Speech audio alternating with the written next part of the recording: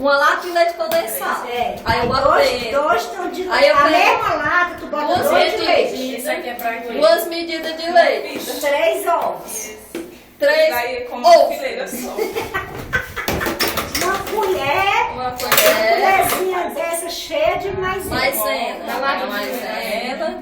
Aí passa Sai só todo com o liquidificador. o último a gente vai. Não precisa passar muito tempo, não. Eu açúcar. Eu passo pra sair da caixinha do Esse, bolo. né? Passa Aí quanto aqui, tempo? A latinha e mantimento. Ah, eu Cinco? Ah, ele não 5 minutos o liquidificador? Eu passo. Não, menos Pra tirar o cheiro. Aí eu vou até sair o cheiro. Aí aquela latinha de mantimento. Aí eu boto boto 2 colheres de açúcar. Aí depende do tanto de mel que tu gosta. Eu gosto de botar pra ficar muito mel. Ah. Aí eu boto umas 6, uma colher, uma xícara cheia. Pronto, eu bicho desse. Uma medida, né? Não, De é. açúcar. Por aqui é assim. Certo, Aí de eu açúcar. queimo Por onde, o por onde, açúcar. por onde? Por aqui é assim. 3 quartos. 3 quartos de Aí açúcar. queimo o açúcar, né? Quando o açúcar tá queimado, eu boto a latinha Pega de que tinha.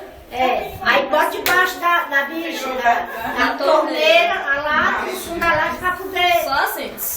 Só no fundo, só pra no fundo, esfriar. pra esfriar. Esfriar o açúcar. Aí tu pega a mistura do liquidificador, bota dentro da Bota lata. na lata. Aí essa lata tu pega aqui a panela de pressão,